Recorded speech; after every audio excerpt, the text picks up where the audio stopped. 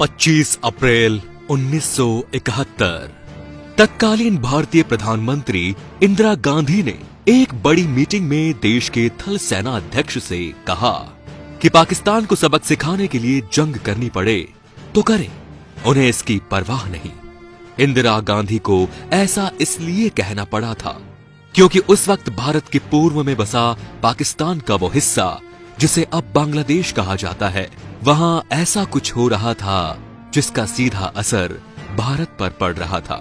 पाकिस्तान की सरकार और सेना पूर्वी पाकिस्तान में रहने वाले अपने ही देश के लोगों पर जुल्म कर रही थी, बेगुनाह लोगों की हत्या कर रही थी, और ये सब सिर्फ इसलिए क्योंकि पूर्वी पाकिस्तान के लोग पाकिस्तान की सेना के जुल्म के खिलाफ आवाज उठा रहे थे।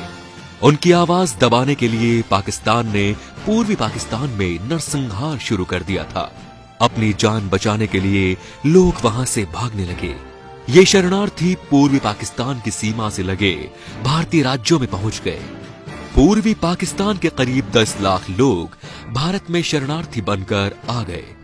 भारत के प्रधानमंत्री होने के नाते इंदिरा पर इस बात का दबाव बढ़ रहा था कि वो जल्द से जल्द इस मसले का हल निकाले और जरूरी कार्रवाई करें। इसीलिए इंदिरा ने एक तरफ भारतीय फौज को युद्ध की तैयारी करने का आदेश दे दिया और दूसरी तरफ अंतर्राष्ट्रीय स्तर पर पाकिस्तान पर दबाव बनाने की कोशिश शुरू कर दी। पूर्वी पाकिस्तान यानी आज के बांग्लादेश में हालात बद से बदतर होते जा रहे थे।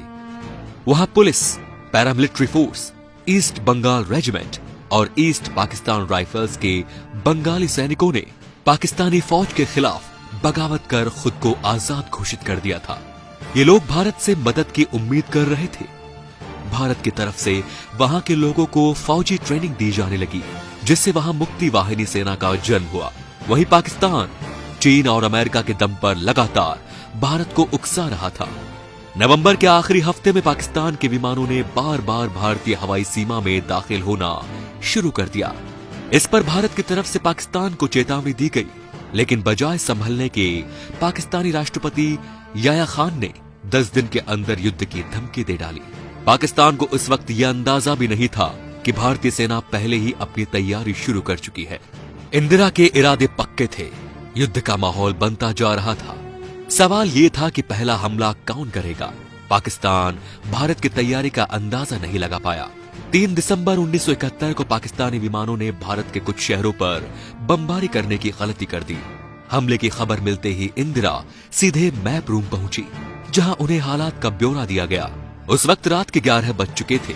सेना के अफसरों से बैठक के बाद इंदिरा ने कैबिनेट बैठक बुलाई और फिर विपक्ष के नेताओं से मुलाकात कर उन्हें भी पूरे हालात की जानकारी दी। आधी रात हो चुकी थी जब इंदिरा ने ऑल इंडिया रेडियो के जरिए पूरे देश को संबोधित किया। हम समझते हैं कि केवल हम भारत के लिए नहीं लड़ रहे हैं, केवल अपने उसूलों के लिए नहीं लड़ रहे हैं। हम आज सारे दुनिया में जो दबे हैं, सारे दुनिया में जो वर्षों से, आज के नहीं, जो सदियों से दबाए गए हैं, चाहे वो अपने दबाएपन को न पहचान सके, वो अपनी गुलामी को नहीं पहचान सके, लेकिन हम पहचानते हैं और हम जानते हैं कि उससे आज हम नहीं लड़ेंगे तो यही धक्का हमको लगेगा। इंदिरा ने भारतीय सेना को ढाका की तरफ बढ़ने का हुक्म दे दिया।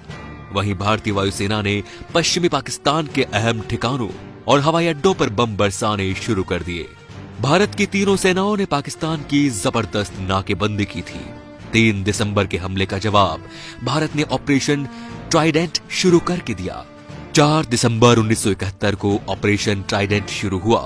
भारतीय नौसेना ने भी युद्ध के 2 मोर्चे संभाल रखे थे।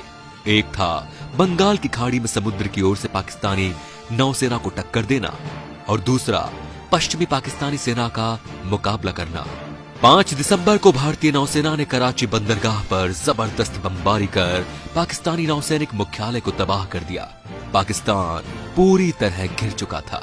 इसी बीच इंदिरा ने बांग्लादेश को मान्यता देने का ऐलान कर दिया।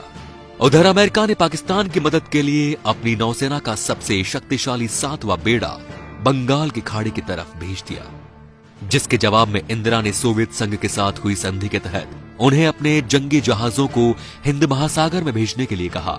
इंदिरा गांधी ने फैसला किया कि अमेरिकी बेड़े के भारत के करीब पहुंचने से पहले पाकिस्तानी फौज को आत्मसमर्पण के लिए मजबूर करना होगा।